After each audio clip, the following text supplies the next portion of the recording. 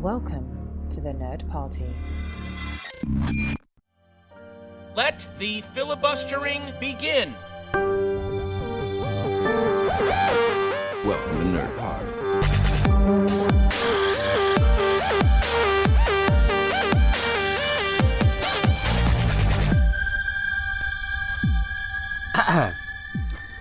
Hello podcats and welcome to Filibuster here on the Nerd Party Network. I'm Lee Hutchison and I'm joined by Dallas. Hello there.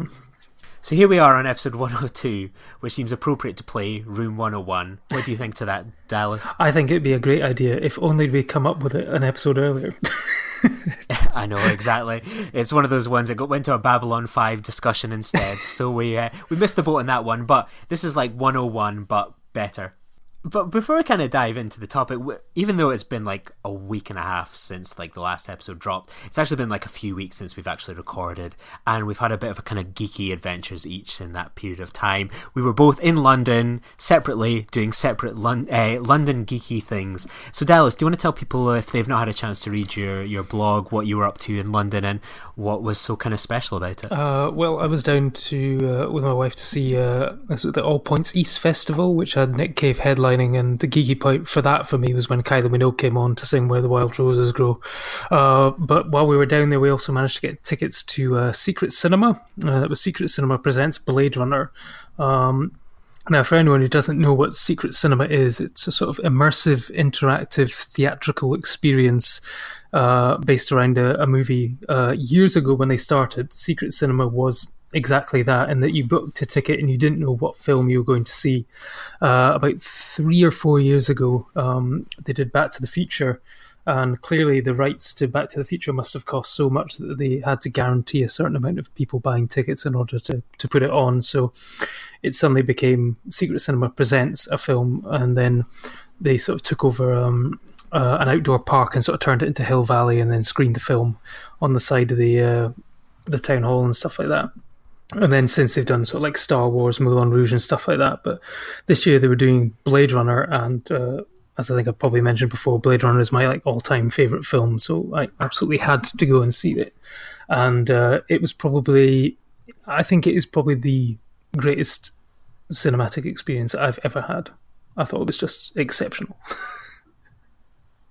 That's amazing, and I'm so, because it's almost pointless me asking you like what was so amazing about it. Can you tell us what it was like, because that completely ruins what the magic of Secret Cinema is all about. And I've been kind of gutted. I've missed a couple where I really fancied going. I really wanted to go to the Moulin Rouge one, the Star Wars one. I had a friend that went to that, and what little he told me just sounded incredible. So I remembered last year they teased sort of Jurassic Park, and then it came to nothing. So I'm kind of hoping that the next one will be my big opportunity to go to Jurassic Park. I think it would be great. I mean, I can talk a little bit about it. I mean, there's only, I think, a month left. Actually only a couple of weeks left for people to go, so it's towards the tail end of the run, so I think it's okay. But basically when you sign up, you get sort of assigned a character, and there was sort of like, you could have been a detective or a sort of pleasure model replicant, or we were given the characters of scavengers, and basically we got sort of,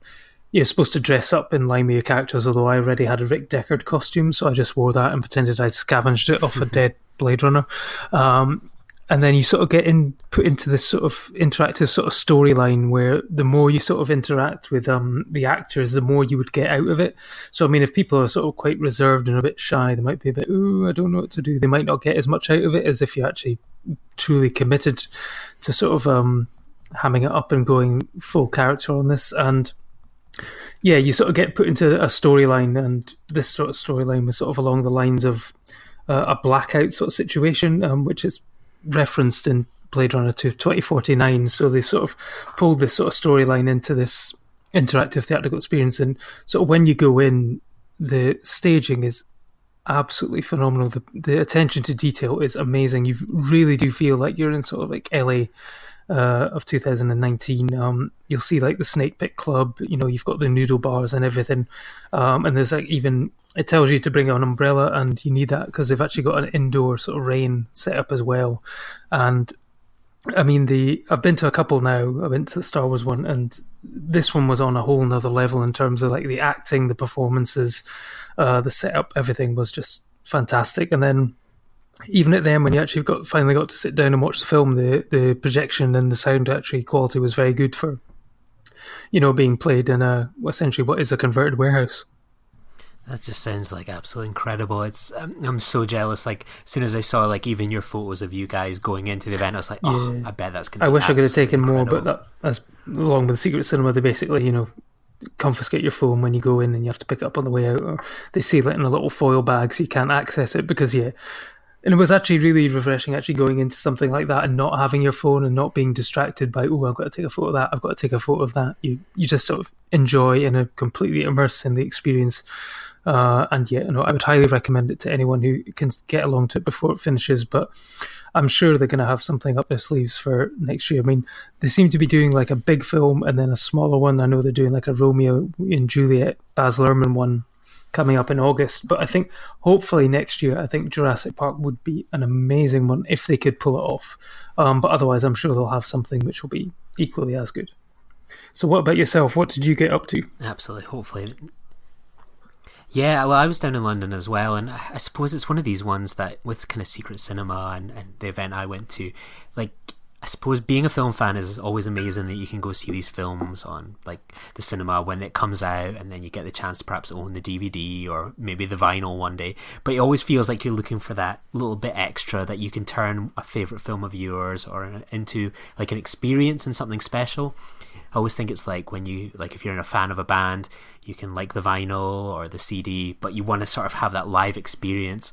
And I've much like you with kind of Secret Cinema, I've gone to the Albert Hall kind of 9 times now for these live cinema events. And recently I went to see Star Trek 09 and Star Trek Beyond in that same format in the Albert Hall, and it was absolutely just fantastic as always. We had Simon Pegg introducing Star Trek Beyond and paying tribute to Anton Yelchin. It was just a really awesome experience that I always love hearing a live orchestra, but hearing a live orchestra perform some of my favourite pieces of soundtrack music live to a film is always a special experience, and the Albert Hall is just simply one of the best venues in the country. The sense of history and awe that you have when you're sat in this room, it feels just so utterly special. It's not just like some of these, glorified warehouses or caravan, warehouses that you get when you go see some concerts here in Scotland. It just felt genuinely incredible and historic, and it was so wonderful to watch these movies in a live experience, and the audience fairly resonated with it as well. And it wasn't a sellout like some of the previous ones had been, which was a bit disappointing, but it meant that our seats got like automatically upgraded from like £35 tickets to like into being in the stalls, which would have been like maybe £75 or something. So that was like a nice pleasurable experience. So yeah, it was awesome. If you ever get the chance to go see a live cinema experience with an orchestra, always go take it. But if you get the chance to see something like you love at the Albert Hall, just race down there, book your tickets. So now we're we can dive into sort of our present day kind of topic, and as we mentioned, it's sort of a Room 101 but plus one because it's better. For those not familiar with the rules of Room 101, an individual is invited to discuss their pet hates and persuade the host to consign those hates into oblivion, aka Room 101, a location whose name was inspired by the torture room in the novel 1984 by George Orwell, which repeatedly contained the worst thing in the world. So tonight, Dallas, you have the chance to rid the world of your pet hates with a cinematic perspective, but only if I agree with your argument. So I think you've got 5 choices, so I'm really excited to hear what you've gone with. I don't know any of these things beforehand, so this is going to be a complete surprise to me my as well. First choice is I've gone with the topic of studio trends. And my choice for consigning into Room 101 is extended universes. And more specifically, extended universes before you've actually set up a universe. Now, I don't want to consign the Marvel Cinematic Universe into it because it is, for me, a unique beast. It is the greatest example of something you can do, and I don't think we will never see anything like this again to that kind of scale. The problem is that people such as DC, even Harry Potter, and probably most infamously the Universal Dark Universe, have basically set out plans for these extended universes, multi-film runs without actually testing the water to see if people are interested in these films first. And I think that we should just take a step back, take a breather, try one film first, and then see if it gets a good reception. Then maybe think about doing that. But don't start overloading your films with references to other films that you're going to do, only to then have to backtrack because it doesn't make anything at the box office, and then you have to cancel. So, like The Mummy, for example, is a great example from last year. The DC universe, I think for me, was a huge misstep in the fact that basically, Marvel did it right by having each individual character have its own film and then bring them together for the Avengers. Whereas they started with Batman versus Superman and then introduced a bunch of other characters with a terrible sequence at the end with Wonder Woman clicking on a series of video files, which for some reason a Lex Luthor employee had gone to the trouble of creating logos for each of these people. It was just like, what is going on? This is how you're doing it? I can't believe it. And I think, even Harry Potter sort of kind of said, we're launching this extended universe with Fantastic Beasts. We're going to do 5 films and stuff like that. And it's like, whoa, 5 films? You're taking 5 films out of what is essentially about a 60-page book. Let's just, it didn't work out well for The Hobbit when they took one book and tried to turn it into 3 films. So, let's just take a breather, take a step back and just see how things go first. So that's my argument at the moment. I'm completely agreeing with you, to be honest, with this one. I find it so infuriating, these extended universes, kind of, as you say, before it's even kind of gone out the door. And I think, I can understand, signing actors up to, long-term deals. That's nothing remotely new at all. But, I find it frustrating when, you have something like that Dark Universe, and they had that badly photoshopped picture where it had all the different actors, Johnny Depp, Russell Crowe, Tom Cruise, all posing away this is going to be the Dark Universe, and then it's whatever happened to that, it's just sort of poofed away. All these movies that were in development have just quietly vanished off, and I just find them so frustrating because I think I like that Harry Potter one as well, 5 movies about Fantastic Beasts, and it's but we haven't even had this one yet. Let us kind of guide us through it. You can have perhaps these plans, but don't sort of shove them down our throat. It makes it almost hard to invest in these characters somewhat early doors, because you feel well, I suppose I better get used to them and everything's going to be a bit rushed. And it feels like when you're watching these movies now, it used to be that there would be the second movie that would perhaps be the difficult one in sort of these series of movies, because that's when things start to branch out and go off into different directions. But you could always count on the first movie, whether it was a Star Wars or a Jurassic Park, whatever, of being a self-contained adventure, and if it was good enough, it could go in other directions, and these auteurs, writers, directors could bring in these ideas that they had or sat on for the first one, because they couldn't really maybe risk gambling that in the first one, and then they sort of maybe go a bit bolder or braver or diverse with that second movie. And I just find that now the first movie in a series is it's so caught up on setting things up that by the time I've got to the end of the movie, it's right, I've not even started the movie yet, or I feel frustrated. Whereas something like Iron Man, it opened up a universe, but it just peppered some things in there, and the final shot really was, oh wow, this might go somewhere, this could build a universe. Whereas now it's every movie sometimes feels like that post-credit scene from Iron Man expanded over 1 hour, 1 hour 50 minutes or whatever. It's just infuriating. Another example of a film that did it right was Batman Begins, which felt very self-contained, but you did have that sort of little scene at the end where Commissioner Gordon hands him a playing card, and it's ooh, the Joker, we could have the Joker. But I think even by that point there was no guarantee that Nolan and Bale and whatever would come back. They'd been signed up for essentially one movie. It wasn't until they sort of got the story together and the story was right that they went ahead with number 2, and then even again number 3 was almost a separate deal. Whereas these days, it's we've got to get everyone at least locked in for a trilogy. And, even now, with Jurassic World and Jurassic World Fallen Kingdom, they don't even seem to have it's not a complete storyline. They seem to be still working out where they're going to go. And it's why would you do that?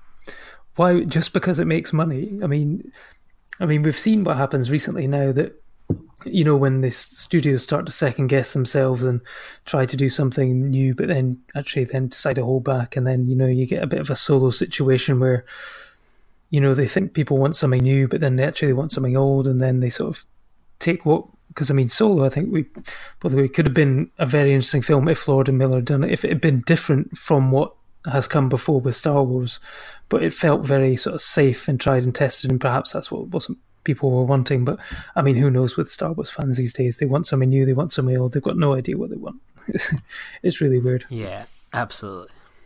I think you've convinced me, and I think we've both convinced each other that this is something that deserves to go into Room 101. So, unfortunately, we'll have to make do with some sort of really terrible sound effect of... It's now in Room 101. It's been binned, so you're 1 for 1 so far, Dallas. Fantastic. Okay, right. My second choice is a marketing trend, and I would like to see the end of trailers for trailers. I cannot stand trailers for trailers. I kind of get it. I understand why they want to do it. It's all about social media hits these days and keeping the buzz going. So if you've got a trailer out on Friday, you want to let people know. And so you've got a 2-minute trailer out on Friday. So we're going to show you 6 to 10 seconds of that trailer on Wednesday, just to get you hyped up. But then that means that someone on some website is going to do a frame-for-frame trailer breakdown of a 10-second trailer when you know that they're going to go through the same thing when you get the 2-minute trailer. And I'm just like, why can't you just wait? Just say you've got the trailer coming, but don't show anything. Could you imagine if you went into a cinema and they played a 10-second trailer for saying that this full trailer will appear on a movie next week? You'd just be like, what? I don't understand. I just can't stand them. I just can't stand them, and I wish they would go away. And we just got back to the old sort of situation where it was a teaser trailer, a full trailer, and that was it. I don't need 20 different versions of a trailer. I don't need a trailer for Jurassic World that doesn't really give anything away. But then when the full trailer comes in, it gives the entire film away because people weren't really sure about the first trailer. Oh, I don't know. That's my go. Do you know there was one time I think a movie did a really trailer really well, and that was Ant-Man, where they released this maybe 30-second trailer, but what they had done was that they had shrunk the trailer down to a minuscule little dot, and it was like, here's the teaser, and you had, unless you had X-ray vision or something like that, you would not be able to make out what was going on. It was just this blank white screen with this little tiny box in the center, and that was the first time I went, yeah, that's pretty cool. But again, people feel like I'm giving you an easy pass with these ones, but I think most people will agree with you so far, is that they really are terribly annoying.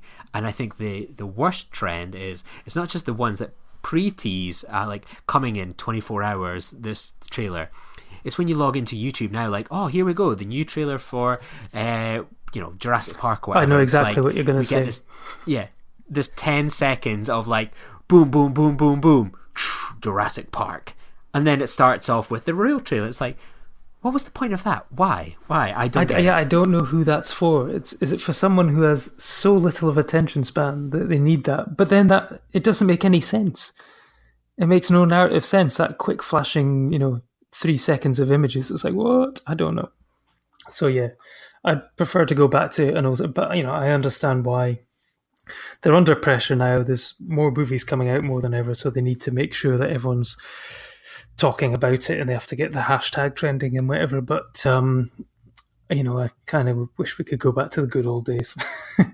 The good old days when if you wanted to watch a trailer, you had to be in the cinema. Does anyone remember that? I remember that time. I remember going to the Phantom Menace trailer, going to see it in front of a film, and then leaving, going into another film to watch the Phantom Menace trailer again, because that was a really good trailer, and I had a Cineworld Unlimited card, so I could basically just go from screen to screen watching it, so it was fine. But yeah, back then that was a good old days. I'm sounding really old. Was it Rush Hour that it was attached to? I think it was it Rush Hour that it was that it was added onto in the UK originally, or was that just America? I can't remember. I mean, back then, I guess it would have been a 35mm trailer, so it could have been hard locked onto a bunch of films rather than, you could just trailer it with anything as you can do these days. So, but I can't remember.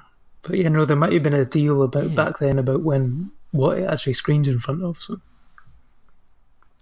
I remembered it was around the same time in '99 where I was really keen to see the trailer for Star Trek Insurrection, and I lived obviously in the countryside. I had no way to get to the city to go watch a movie, and I was like, right, the Star Trek Insurrection trailer might be attached to Grease, which is also a Paramount movie. I don't really want to see Grease the movie, but I would really want to see this trailer. I remember just begging my mum, can we go see Grease? I really want to see Grease. I think me and you would love a musical. And then she's like, nah, I don't really want to go to the cinema. And I remember that was my attempt to go see the Star Trek trailer, was begging my mum to go see Grease. So, the old days definitely had its charms, but at the same time, it wasn't just like a click of a button at that stage or a trip to the cinema. It was a bit more challenging to get anything really, and I bet I could have gone to Greece and it wouldn't have been attached. That's knowing my luck. No, it would have been down to whatever projectionist decided to put on it, and who knows, maybe they were doing the decent thing of actually trailering suitable films in front of the feature rather than just lumping anything onto anything. I was in Cineworld a couple of days ago watching Book Club because I'd basically seen everything else that was on, and they played the new Mission Impossible trailer in front of that, and I went, yeah, I can see that, because I was the only person who was not like a lady in her 60 plus age group, so I thought, they're all going to go and see Tom Cruise running around jumping off of buildings, absolutely. But who knows. I nearly went to see Book Club the other day in Aberdeen, of all places, as well, on Sunday, because, me and my girlfriend we were up in Aberdeen for my mum's 60th, and we were like, right, we ended up having like an hour and a half to kill in the kind of the shopping mall right next to the train station before our train. I was like, I don't really want to sit in Starbucks or just like aimless shop. It's like, why don't we just go see a film for like an hour and then like that'll be that. And the only thing on at the time was the Book Club, and we were like one person away from getting into the booking our tickets. My girlfriend went, actually I can't really be bothered with this, let's just go sit in Starbucks and listen to a podcast or read a book or something like that instead. And it was like, oh, if you're sure, okay. So that was the closest I came to seeing Book Club, and I don't think I'm going to have the chance to see it. You probably made the right decision. The film festival kicks off. Is it as bad as it looks? It seems so many years out of date. It is. It seems like the type of movie, it was like a different script originally and then got basically this sort of 50 Shades of Grey thing attached onto it somewhere in order to make it sell. The cast deserves so much better than this. In my review, I basically list the number of awards and award nominations this top 6 cast members have, and it is obscene that they should be doing something like this. But whether it's, the roles aren't out there, but if this is the only thing that's available to women of a certain age, then they are absolutely right to be complaining. But that's a whole other argument. You've got me. Well, you've got me convinced. That's Book Club going into Room 101. Oh, no, sorry. That's trailers before trailers being put into Room 101. There we go. So you're 2 for 2 just now. So maybe the third one will make me think twice. I'm not too sure. I'm already agreeing to put them in before I've even heard you go into your second sentence. Well, I think knowing you, I think you're actually going to agree with this one as well. My 3rd out of 4 choices is a cinema trend, and I would like to see the end of 3D. Yes, absolutely. Yes, just simple, straight in, done. No, but I should provide an argument for it. I went to see Solo, a Star Wars movie, a couple of weeks ago, a midnight screening, and it was a 3D release. And I came out of it not impressed with the film at all. And part of that was because of the visuals. It was just so dark, so murky looking that I couldn't really even enjoy it. I mean, I think we discussed on the Solo podcast that I wasn't even completely sure that Paul Bettany's scars sort of got redder and redder and more inflamed the more angry he got, because I couldn't see that while watching the 3D print. And then I started to read some of the reviews that basically a lot of them were praising Bradley Young's cinematography, and I was like, did I watch the same film? Because it certainly didn't look like that on a 3D print. So, and also the number of people in our 3D screening was 12 people on a midnight screening. And I also looked when I went to see Jurassic World on a midnight screening on 2D, and I looked and checked to find out how many people were watching in 3D, and I think it was about 6. So basically 3D, certainly in Aberdeen, Cineworld Union Square, seems to be over in terms of audiences. Back when, it first took off after Avatar, you had basically all the screenings were 3D, and if you were lucky, you might get one 2D screening a day. It's basically flipped around and gone the other way, and it's basically 2D screenings with the odd 3D screening. So I'm thinking that audiences are turning away from it, and cinemas are kind of coming to the end of their run of it. I don't know how it works with family films. I don't know what the split is, but certainly with more adult sort of films, it's definitely that way. I mean, I struggle to think of a film that's used 3D well beyond Avatar when that first came back in, but I saw that on an IMAX 3D screen and was properly sort of like, wow, this is absolutely incredible. But perhaps the novelty is just worn off now. I don't know. But what about yourself? What do you think? Yeah, I'm totally with you on this one. I think my frustration with 3D is largely it eats into the choice. Throw in like this 4DX trend, and we have multiplex cinemas, and it feels like it's only maybe like 7 or 8 films. Like, it feels like we're getting less and less original films at the cinema multiplexes, and that it puts us towards maybe going to like smaller independent cinemas, kind of like the Film House and Cameo, for example, which is always a positive. But it feels like it's a waste of space that you've got these 3D screenings taking place, and I don't remember the last time I actually went to see a 3D film, willingly or voluntary, and I don't know. It frustrates me that it cutting into something where it's like that could be a screen to be showing, some independent movie, some foreign language feature, something that's a bit something a bit divisive perhaps, somewhere where you think with the cinema pass, you know what, I'm going to give this movie a go, I'm going to go try this, and give people the opportunity to try something perhaps a bit different, as opposed to give people the choice of seeing Solo in IMAX, the Solo of choice in Solo in 2D, 3D, 4DX. It just bites into the choices, and you think, well, I've got a 13 screen cinemaplex here, why am I only getting the choice of half that kind of movies? And that's frustrating for me. I think the 3D and IMAX in particular annoys me, because you think, well, you don't need that 3D there. It's like immersive as it is. It's an amazing experience without these lenses over your face. And I remembered when The Last Jedi was being shown at midnight here in Edinburgh, and it started in 2D, and it was like everyone took their glasses off kind of during the scroll, going, wait a second, this is shown in 2D. Oh wow, like Disney must have changed their mind last minute. Thank God we can watch this movie in 2D IMAX. And then about 5 minutes into the movie, after we watched that really cringy opening of like your mum jokes, they stopped the movie and went, sorry guys, we're actually we haven't put on the 3D effect, so we'll start the movie again and you'll get the 3D on. And we were just like, oh no, I would have loved to have seen that in 2D. And then I love IMAX, and I always think 2D IMAX is just the best. You think of things like Skyfall, the Christopher Nolan movies, so many other movies just look brilliant in 2D IMAX. But I just feel like it's Disney and sort of terrible kids movies that are holding up the fight for 3D, and I just wish they would stop. And it's I get that it adds like an extra couple bucks onto their ticket prices, but it surely can't be worth that much now at this stage, and I just think it needs to stop. So I'm with you, this deserves to be chucked into the Room 101 as well. Excellent. I think I absolutely agree with you. I'm actually looking on my Cineworld app just now to look at my local multiplex. This is a 10 screen multiplex, and there is Jurassic World, Solo, Deadpool 2 and Avengers Infinity War taking up 8 of the 10 screens, and then there are 7 other films across the final 2 screens, basically getting like 1 to 2 shows a day. So that's the world we're living in when you have 3D, 4DX, etc. Yeah, you are limiting your choices.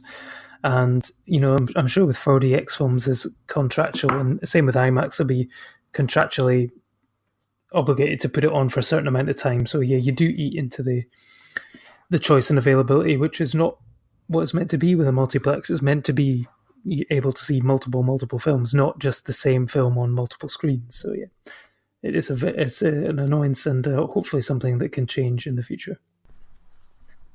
Absolutely. Well, contracts may not be able to be broken with cinema chains, but its stranglehold on the world is broken as we consign it to Room 101. So you're now 3 for 3. So this is you're on a good streak. Okay. Number 4, which was a plot device I had. Now this is going to go into slight spoilers for a recent release. So people can sort of skip to the next section if they want. But I want or skip to the end. But no, then they'd miss number 5. Basically, I want to call like a memoriam on Jurassic Park films where the T-Rex apparently comes out of nowhere to bite a human or an animal to let someone else get away. It's like, fair enough, the audience doesn't see them because they're out of the shot of the camera, but are you telling me that no one has noticed or heard or seen this T-Rex coming? I mean, I think you've seen Jurassic World as well, but there's a shot near the end where this happens, and I cannot believe for a second that character did not see them coming, because he's basically looking at it. It would have been in his eye line. There is no way that character wouldn't have seen it, and it needs to stop, because I'm sick fed of it, because it basically happens in every single one of those films. Yeah, so what they do at the end of the first one, where it comes in at the end and bites the raptors, and then it does its scream. So the second one, it's done at the end where it comes into the boat. The third one, I don't think it bites anyone in the third one. Maybe not the T-Rex exactly, but at the end of the Jurassic World, there's a very similar situation where another dinosaur comes in and saves either the humans or another dinosaur by doing the exact same thing, and it's just like, yeah, we get it, yeah. But I mean, it's just, it's old hat now, and they need to come up with something else, I think. Did they not do it twice in this in Jurassic World Fallen Kingdom, or is it just the once? Yeah, no, it happens on the island, and then it happens again, where out of nowhere a T-Rex suddenly appears. When it is massive and there's no tree line around for it to have hidden in and stuff. And it's just like, please, guys, just come up with something new. Because you think of like the first one. Yeah, you think of like the first one where it's like you hear that thud and it creates like a tension, and you see it like in the glass of water, and so it's clear that it's something that comes out of nowhere. And it's like the fact that like even at the end of the first one, it is an amazing iconic moment, but it's one of those go-to like, well, actually that's a cinema sin, like people would have noticed that. And he's like, wow, whatever. I think Steven Spielberg's even admitted that it was kind of a late addition, and it might not have made narrative sense, but it looked cool, so therefore it was a better image to end on, so they went with it. But I mean, there is a sort of debate that he could have maybe gotten a side that had some sort of tarp up over it or something like that. They kind of explained it, but all the other ones, it's just, I mean, I'm fed up of it now. I mean, there's so many. I mean, there's like the characters who go, don't trust anyone, and then they turn out to be the bad guy, and he's like, haha, I told you not to trust anyone. It happened recently in another blockbuster, and it's just like, we get it. Try something else new, please. Like someone made the point like the other day that like, there's like in 10 years there's been 18 Marvel movies, and in the past few years like there's been all these Star Wars movies, and then it's like, but then there's only ever been 5 dinosaur movies in like this 25-year period. And it's like, but like you have all these years to think of like, let's do something new and unique.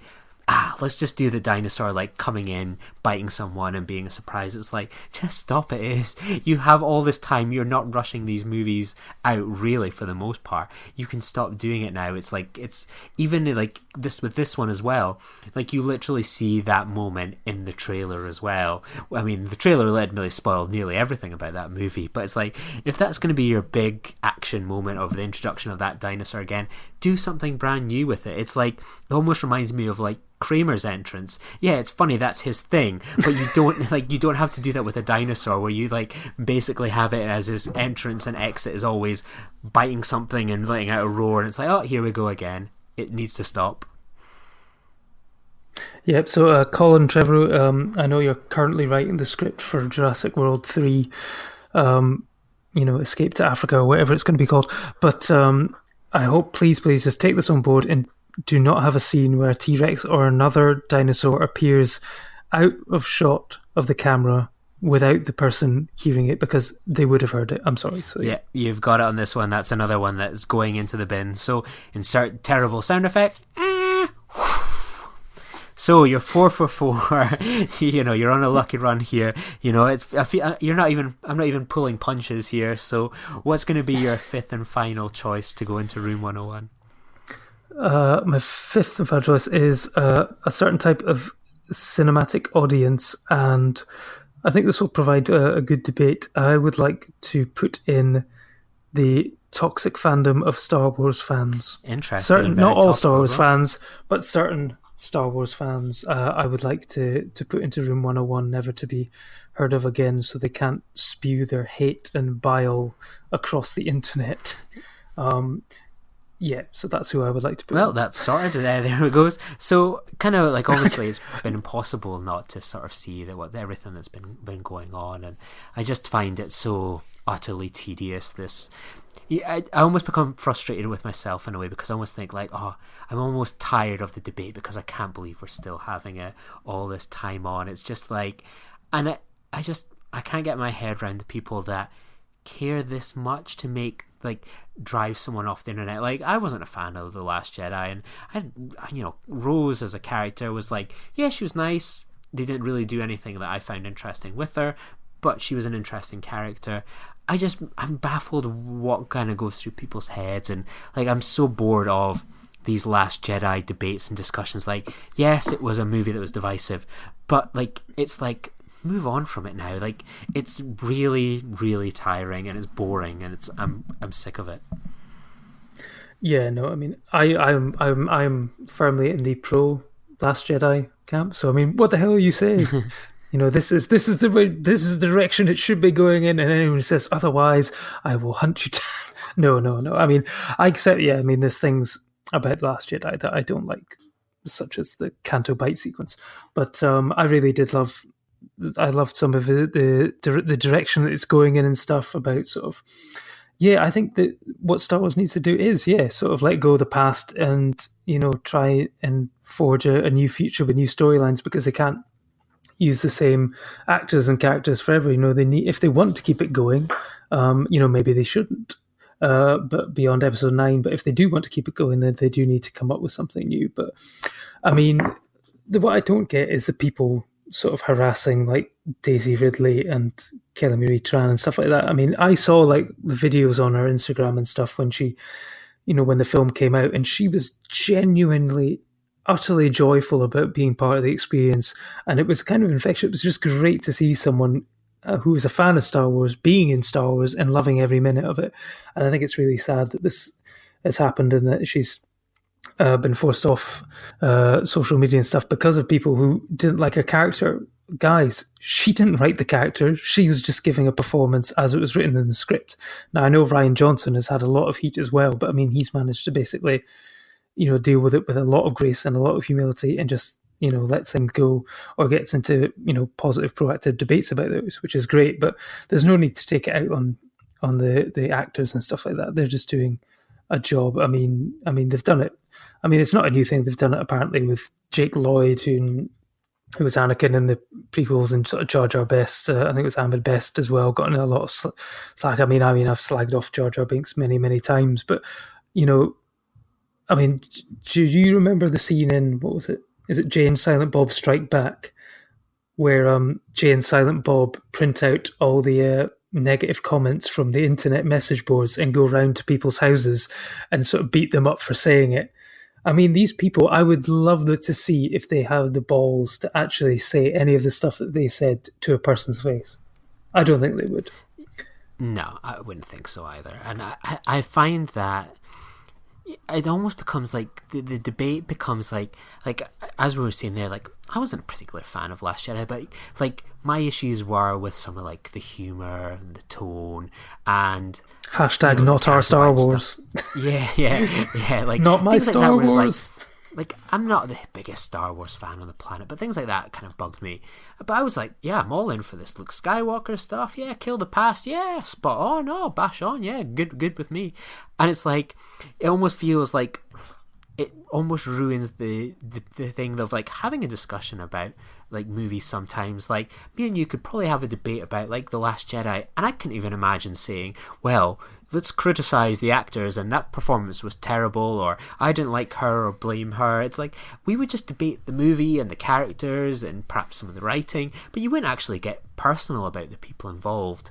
And you know, it's just ridiculous. And I think that makes it harder sometimes. That probably like the internet isn't the best place to debate and discuss movies sometimes, but it feels like if I went, well, I don't like The Last Jedi, someone would automatically turn around and go, oh, here comes, it's another one of these guys again. Like they make even having a discussion about a film, whether you like it, don't like it, whether you want to, you know, debate things, make it almost impossible to do, which just seems sad, really. That's not what things should be about.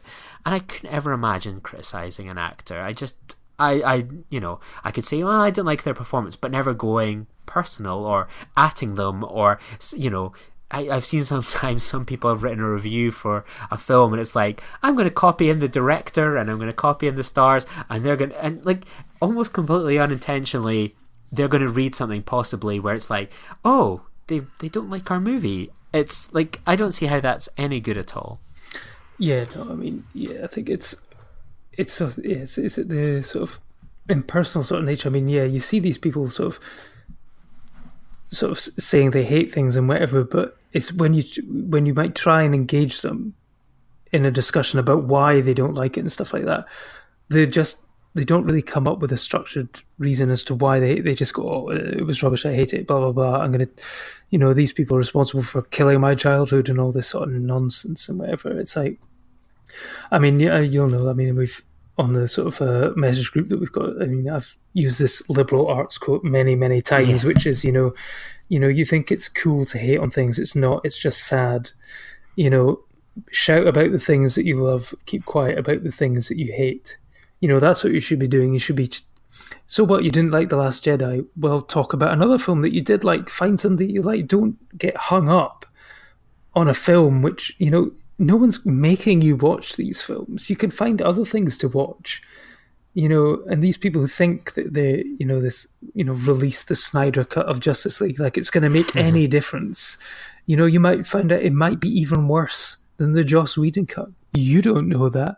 You know, they've just got, I don't know if it's like in this world of, you know, that everyone's a storyteller, everyone thinks that they've got a better, I think it's with all the extended universe sort of fiction and stuff like that everyone has in their head a preconceived idea of what they wanted Star Wars to be, the follow-ups to be, and if it's ever so slightly off what they think it's going to be, or even these people who spend months poring over the trailers and, you know, casting news to come up with, well, we've worked out exactly what the plot of The Last Jedi is going to be. And then it's like, oh no, it wasn't that. I'm now really mad that it wasn't what I thought it was going to be.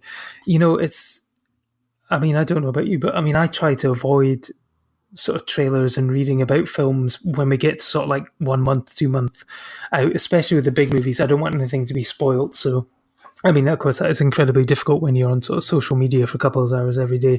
You know, things will come up and you'll be like, oh, why did I read that? And again, you know, you've got problems with sort of release dates where things are coming out at different times. I mean, I'm already seeing spoilers for Ocean's 8 coming up in my time, people talking about it. It's like, well, it was out in America last week. You know, we're going to have that problem when Ant-Man comes out in America a month before we get it here. You know, how we're going to avoid that, I have no idea. But, you know, it's just shout about the things you love and keep quiet about the things you hate. You know, just spread a little love. Absolutely. Yeah, spot on. Yeah, we're not going to put love into Room 101, far from it. But I think, like, I almost think sometimes the problem becomes that these, like, entitled fans or whatever, like, I think it gets to a stage where with all these sorts of movies, it kind of maybe ties into sort of the expanded universes, is that you have these movies in your head, like, all right, it's a sequel to Star Wars, etc. All right, this isn't what I expected it to be. I'm annoyed. Or like, oh, like the Han Solo backstory. Oh, this isn't what I wanted. I'm annoyed and stuff like that. You can say, oh, I disagreed with the movie, or I didn't like that. But like, I wouldn't be tweeting Ron Howard going, oh, your movie's terrible or garbage or anything like that. Like, or taking out how I interpreted the movie, what it was going to be, and then blaming other people for what that is. And I think sometimes that comes from perhaps this lack of original movies. Sometimes is that fans just become entitled, like, this movie should be this way or that way, whereas if they were maybe going and seeing sort of like original films, perhaps, you know, something like Hereditary is coming out this Thursday when we're recording, and it'll have been out by the time we've released this, and it's like, I'm so excited to see a movie, I don't know what it's going to be about, and I can't even wrap my head around what it's going to be. So how am I going to be annoyed if it doesn't turn out to be what I expect it to be? I can be disappointed if I think it's not that good in the end, or something along those lines, but I'm never going to go in that and go, this wasn't what I expected it to be. I expected the story to go this way, and Toni Collette's character to have this kind of arc. This betrays everything that I've ever thought of in all the comics and everything like that. Maybe some people should just get out more and stop defining perhaps your life by the franchise movies, treat them as the treats every so often, but maybe go and enjoy some original films, do something different with your time. Go, as you say, you know, shout about the things that you love, whether that's, you know, an original movie, it's a franchise movie, or going to London to see Blade Runner, Star Trek. Embrace the things you love, and that will make things more exciting for your life than focusing on something you hate, and especially like 7 months after The Last Jedi. Get over it. I mean, quickly with regards to Ron Howard, I think he deserves a lot of praise because, you know, I wasn't a fan of Solo, but I did think that it felt like a single coherent film. You couldn't tell that film had been shot by two different people. Yeah, a lot of credit goes to Ron Howard for that, because I think he did an excellent job of making it a coherent film. It didn't feel like two films sort of turned into one film. It felt like one film from beginning to end, so he did deserve a lot of credit. And Hereditary, I'm very looking forward to that, but I'm now slightly confused because you've got all these, you had a great trailer and stuff like that, but now there's lots of marketing coming out because it's saying, do not read anything about this film, do not watch anything about this film. It's like, I don't know what to do. I've watched the trailer, is that too much? I don't know what to do. So I'm booked in for the first available screening. I can see it on Thursday, so... what time are you going to see it? 6 p.m. Oh, 5:30 for me. So I suppose that kind of works out. By the time the trailers start, my movie will be going, so that it's impossible for me to spoil it for you and get my ass kicked. Why would you do that? Why would you do that? You're one of those. You're one of those people. It's because I like The Last Jedi, isn't it? You're going to spoil things for me now. I'm a terrible human being. You're a terrible human being for not liking The Last Jedi, that's what.